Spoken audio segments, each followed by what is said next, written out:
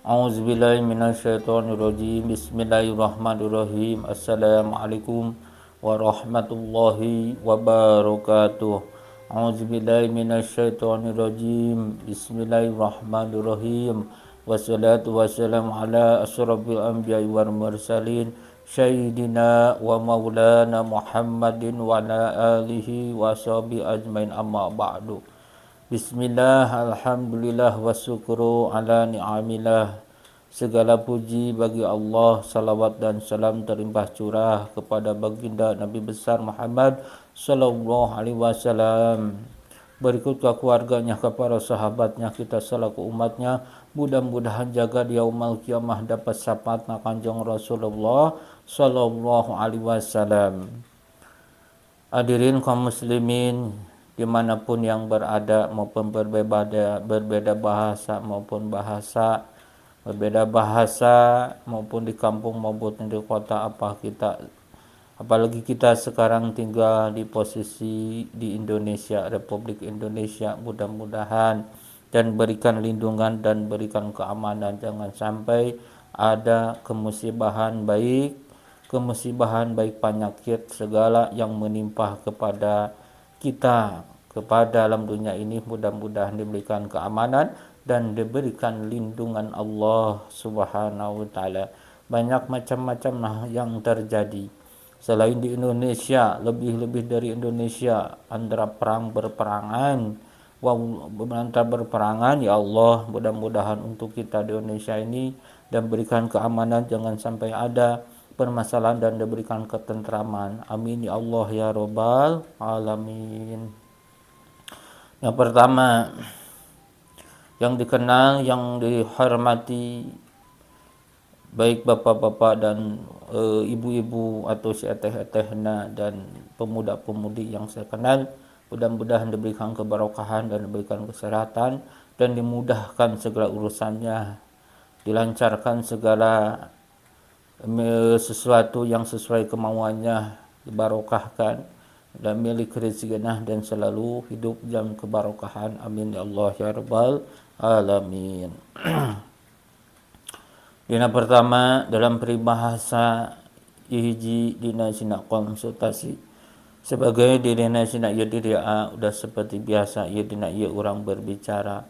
Dina berbicara ieu urang maklum dalam segi kahirupanana urang hiji carita, ngan mudah-mudahan dina ieu hiji carita teh ulah terjadi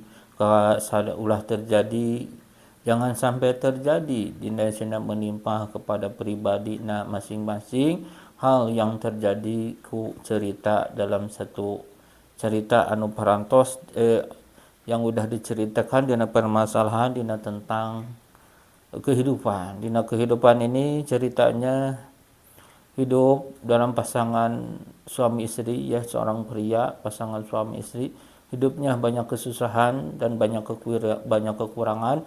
Akhirnya kerja pun tidak ada, banyak kekurangan, hanya pas-pasan, banyak tidak mencukupi, akhir-akhirnya dalam seorang pasangan rumah tangga itu ada gangguan, jadi terganggu sampai sebagai muslim, dia sebagai muslim yang punya riwayat, yang punya cerita, akhir-akhirnya sampai melakukan hal jalan yang sesat. Sumauzubillah min dzalik. Dalam satu cerita ini seorang pria pasangan rumah tangga dan seorang istrinya, bahkan udah punya anak, rumah tangga udah lama. Akhirnya sebagai rumah tangga, kehidupannya hanya pas-pasan, hanya seada-adanya aja, tidak selebih-lebihnya. Dalam satu kehidupannya hanya yang tadi dibilang pas-pasannya, ya Allah. Terus ngelihat tetangganya hidupnya ada kemajuan. Terus dia hanya pribadi dalam satu rumah tangga, dipenuhi dengan kesabaran. Dia tidak kuat menahan satu posisi ujian. Akhir-akhirnya dalam seorang istrinya sampai kerja jauh-jauh, niatnya membantu. Nah, cerita itu ya, niatnya membantu, tapi seorang lelakinya bahkan terganggu dalam satu sesat. Kalau jalan sesat itu dianya kalau beribahasa kasarnya muja di dalam yang sesat. Ya Allah, semauzubillah min dalik. Mudah-mudahan untuk pelajaran bila mana cerita ini kalau yang masuk akalnya, mudah-mudahan jangan sampai yang terjadi di kaum kita, kalangan kita, mudah-mudahan selalu diamankan. Cerita dalam seorang pria. Seorang pria itu posisi pasangan rumah tangga hidupnya hanya pas-pasan. Usahanya dalam satu, tidak kayak orang lain punya kaum gaji, ini mah hanya hidup biasa. Habis itu seorang istrinya kerja jauh-jauh, seorang lelakinya di rumah. Begitu seorang istrinya kerja jauh-jauh jaraknya 1 tahun. Ada kata-kata dari seorang mertua, dari seorang ibunya istri, bapaknya istri dan seorang mertua, akhirnya bisa menyentuh kena hatinya seorang suami. Gimana ceritanya? Gimana kata-katanya? Seorang mertua itu istrinya udah kerja. Sebagai seorang suami, ada kata-kata yang disakiti dengan lisannya, lisan sebagai mertua. Jadi menyakiti kata-katanya kepada seorang suami. Akhirnya suami menjalankan kehidupannya jalan yang sesat. Jadi gitu ya. Jadi maka dalam satu kita rumah tangga itu banyak dalam satu rintangan, banyak satu ujian, pahit dan manisnya pasti titik ketemu dalam senar rumah tangga, pasti ketemu. Gitu ya, tidak bahagia selamanya. Ada hujan, ada ayah hujan tuh, ada halodo, ayah gering, ayah cager gitu dah, cek bahasa Sundananya campur gado-gado gitu dah. Jadi seorang mertua itu ada katanya kepada seorang pria itu. Itu katanya, kamu gak kerja kalah dengan itu tuh, cina dengan istri mah dari kerja, cina menghasilkan daripada kamu. Nah, jadi ada kata-kata menyentuh gitu ya, ada kata-kata menyentuh, ada kata-kata yang gak enak dari mertua. Akhirnya tapi seorang suaminya itu bukan berpikir di antara omongan dari seorang mertua itu, bukan berpikir. Seharusnya kerja, solusinya ya semangat. Kita ambil di dalam hati, jangan punya hati dendam. Kita harus diberikan hati yang tenang, jangan sampai ada kedendaman gitu. Gimana kedendamannya? Akhirnya seorang pria itu tidak bilang kepada istrinya, tidak bilang kepada bapaknya dan kepada ibunya. Akhirnya seorang pria itu menjalankan jalan sesat. Jalan sesatnya gimana? Dia itu jalan, niatnya pengen kerja. Terus ketemu seorang lelaki, seorang bapak-bapak. Kata si bapak-bapak, hidup kamu kalau pengen sukses, datangi saya. Gitu ya. Begitu didatangi, akhirnya seorang bapak-bapak sebagai kuncen ya. Kuncen sebagai gunung, ada di gunung, ada di perkebunan, sebagai si bapak-bapak itu. Akhirnya ada apa si bapak-bapak itu? Katanya, kamu kalau disakiti, ada omongan dari mertua, kamu buktikan biar bangkit kehidupanmu, biar kamu banyak uang. Gitu ya, biar kamu banyak uang. Gimana caranya? Adanya gimana? Kamu kalau mau mah nikah dengan ular, kalau enggak dengan ular, kamu nanti banyak uang, kamu tinggal saja datang ke kebun ini, nanti ama abah dihubungi katanya kepada antara goib. Jadi terhubung dengan goib antara siluman ular gitu ya. Akhirnya sebagai lelaki itu begitu ketika nginep di tempat itu berapa malamnya, akhirnya sosok makhluknya itu menampakkan. Ya ngeri ya, menampakkan itu makhluk ular gede gitu ya. Ular gede, ular gede menampakkan ular yang besar itu begitu menampakkan dianya langsung lari. Begitu lari datang kepada sebagai bapak kuncen itu. Begitu lari datang ke bapak kuncen itu, akhirnya sebagai makhluk gitu ya, sebagai makhluk itu, yang sebagai siluman ular itu, katanya itu orang mau apa duduk di kebun itu, katanya pingin uang, pingin kaya, gitu ya. Akhirnya sebagai seorang pria itu kan tidak punya uang, gitu. Tapi ama sebagai kuncen itu minta sebagai minyak, ya, sebagai minyak, terus sebagai minyak sebagai persyaratan, banyak persyaratan yang harus dibeli, sampai habis 32 juta, sampai habis 32 juta, ya gitu. Nanti uangnya nanti dijamin bisa datang dan bisa berkembali lebih dari ini, kamu bisa kaya, katanya. Akhir-akhirnya begitu seorang pria itu ngeluarin uang 30 juta lebih, sampai pinjam uang, ya, sampai pinjam uang ke seorang temannya atau ke uang rentenir, sampai ke bank pinjam uang, gitu ya, pinjam uang. Akhir-akhirnya sebagai si bapaknya itu nanti akan jadi, katanya berapa minggu lagi ini uang akan datang berapa M, gitu ya. Akhirnya begitu seorang pria itu habis uang 30 juta lah lebih, akhirnya seorang kuncen itu minta lagi di antara 2 juta lagi, jadi 3, 4, 5 juta lebih, jadi 30, 40, 50 lebih, akhirnya totalnya tuh 60 juta. Total 60 juta, ya Allah. Orang itu udah menjadikan kupurnya hidupnya sepas-pasan, hidupnya seada-adanya, akhirnya jalan yang tidak benar, yang jalan sesat, yang tidak diridhoi, yang tidak diwenangkan, yang tidak diperbolehkan sebagai kita kalangan muslim, gitu ya. Sebagai kita kalangan muslim tidak diperbolehkan dalam situ kehidupan, jalan caranya begitu. Akhir-akhirnya seorang pria itu udah habis habis jumlahnya 60 juta. 60 juta akhirnya sebagai kuncen itu bilangnya nanti 2 hari lagi jadi. Begitu jadi 60 juta, begitu 2 hari lagi jadi, pada mah boro-boro jadinya juga enggak, Pak, langsung dari situ hubungannya dengan sebagai seorang kuncen itu enggak ada. Akhirnya sosok makhluknya,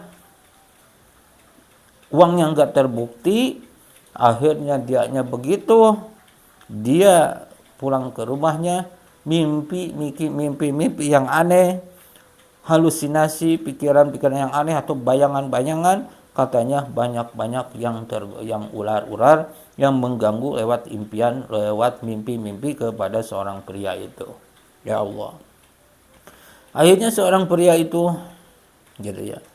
Tadinya kalau bahasa Sundana ngalah untung, gitu ya, ngalah untung tanpa keringat, tanpa ngeluarin tenaga, pingin uang, gitu ya. Tapi akhir-akhir ceritanya itu buktinya enggak, gitu ya. Buktinya enggak, malah ngabisin uang hampir 60 juta, buktinya enggak ada bukti, gitu ya, enggak ada bukti. Maka ada orang sebagai pria ini cerita dengan pasangan rumah tangga ini, ada orang menjalankan sesat.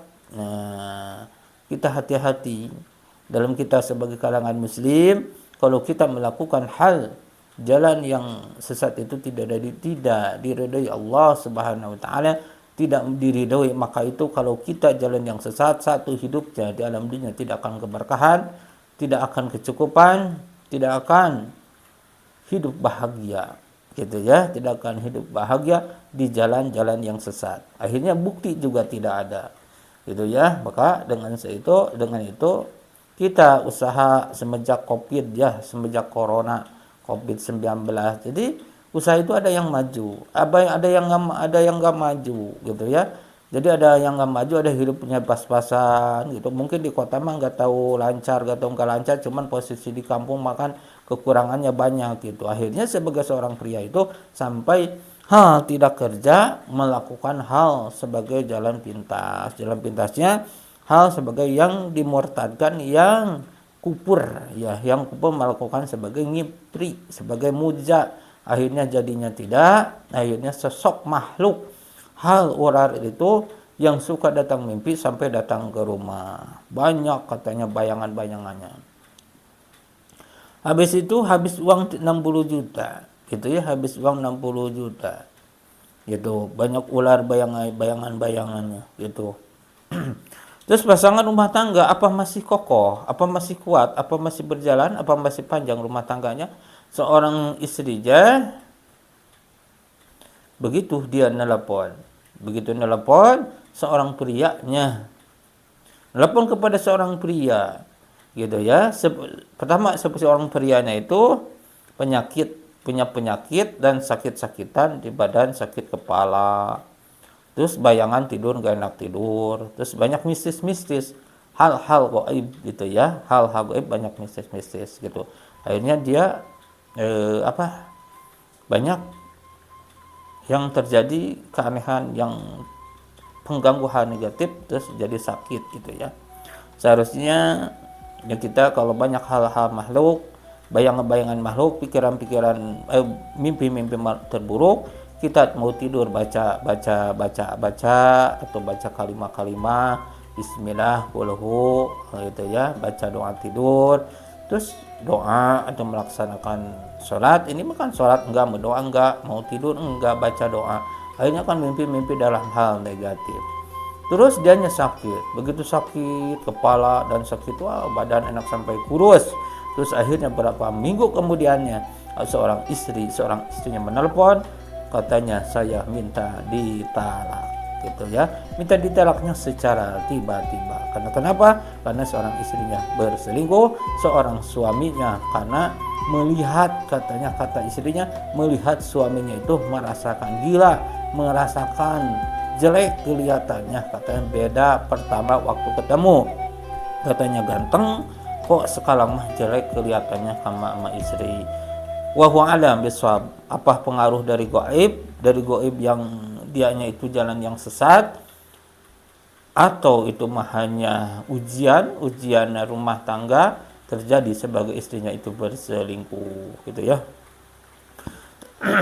Terjadi sebagai istrinya berselingkuh, sebagai seorang prianya itu sakitnya itu riwayatnya banyak bayangan makhluk halus gitu ya, banyak makhluk halus gitu. Akhirnya seorang istrinya itu minta cerai, akhirnya tetap seorang pria itu sakit ya, ditambah lagi istri minta cerai jadi sakit. Maka cerita kehidupan rumah tangga ini emang ada yang lancar usaha, ada yang gak lancar usaha, hidupnya ada pas-pasan, tidak mencukupi gitu ya. Tapi kita harus bersyukur, kecilnya harus bersyukur, apalagi kita banyaknya. Hidup kita harus dipenuhi dengan syukuran yang tidak ada batas. Kita harus syukuran yang tidak ada batas. Akhirnya untung ngalah keuntungan, tapi tidak ada keuntungan. Akhirnya kerugian dan jadi penyakit. Maka cerita ini waspadailah untuk seorang pria sebagai diri pribadi, pria ya, sebagai pria, pasangan rumah tangga, udah punya anak, akan banyak rintangannya, akan banyak cobanya. Maka dengan itu harus berikan kesabaran dan diiringi dengan doa, jangan sampai kitanya melakukan hal-hal jalan-jalan yang sesat gitu ya, jalan yang sesat. Suma auzubillah min dzalik. Banyak makhluk di rumahnya, begitu banyak makhluk rumahnya. Akhirnya ketemu dengan di daerah Bogor, di daerah Cianjur. Wah, dibarokahan, katanya saya sakit pengen dibarokahan, bisa apa enggak? Insya Allah kalau dibarokahan, tapi kamu menurut aura ya, menurut ngerasakan, menurut masih merasakan, ini auranya kok ibarat cai putih, air putih, ibarat cai kopi, ibarat air teh kok air kopi gitu ya. Maka dengan itu maka dengan itu jadi hati-hati sebagai orang itu, pertamanya baik jadi jangan sampai kitanya melakukan hal-hal negatif gitu ya. Jadi hati-hati, waspadai, begitu ceritanya. Jadi cerita ini menceritakan ini pasangan rumah tangga ini hidup dan baik hidup dalam satu rumah tangga ini pasti banyak ujian dan banyak coba, akhirnya dalam satu posisi kerja ini sampai gak lancar, sampai melakukan hal-hal negatif, wa'udzubillah min dalik. Jangan sampai terjadi dimanapun yang berada. Alhamdulillah yang saya hormati dimanapun yang berada. Mudah-mudahan selalu ada lindungan Allah Subhanahu wa taala kita sebagai kalangan muslim. Mudah-mudahan diamankan dan diberikan kesehatan selalu. Sekarang apalagi kita musim-musim hujan, mudah-mudahan kita jangan sampai terjadi hal-hal banjir. Jangan sampai terjadi kita yang menimpah terjadi ke alam dunia ini. Mudah-mudahan diberikan keamanan dan diberikan kesehatan, dijauhkan segala penyakitnya. Alhamdulillah, ini hanya cerita. Cerita ini jadi contoh. Jadi contohnya kalau kehidupan hanya hidupan tidak mencukupi, terus ada kata-katanya disakiti oleh mertua, tapi jangan merasakan sakit, kita harus berpikir dengan secara moral, dengan secara normal kita harus berpikir, usaha dan kerjalah mencari nafkah yang halal, dan kita mencari nafkah yang sesuai, keluar keringat dan keluar tenaga. Begitu dalam satu ini membahas tentang rumah tangga, hidup pahit gitu ya, akhirnya sampai jalan pintas, akhirnya kelilit hutang, akhirnya kelilit penyakit, bisa jadikan berbahaya. Semauzubillah min dalik bil barokah. Ya Allah, mudah-mudahan segala urusannya dimudahkan untuk semuanya, jangan sampai ada kesulitan. Alhamdulillah pada rekan yang ada dimanapun yang berada, terutama yang ada rekan yang di sini, alhamdulillah mudah-mudahan selalu diberikan kesehatan, amin Allah ya rabbal alamin. Cukup sekian berbicara dimanapun yang berada untuk cerita ini. Jadi cerita ini hal contoh, jadi hal contohnya itu cerita yang jeleknya jangan sampai kita ditiru ya. Ini cerita ini misalkan kok mirip cerita ini sama saya yang udah terjadi, maka dengan itu jangan sampai kita terjadi. Kita sebagai kalangan muslim, kita harus berjalan dengan jalan yang benar. Yuk kita bersama-sama sebagai orang biasa, orang yang penuh dosa, kita jalan yang benar-benar, kita berhadapan kepada yang kuasa, kita berhadapan kepada yang kuasa Subhanahu wa ta'ala. Mudah-mudahan kita selalu dilindungi Allah Subhanahu wa ta'ala. Cukup sekian akhir kalam, barokahna. Allahu akbar. Assalamualaikum warahmatullahi wabarakatuh. Alhamdulillahirabbil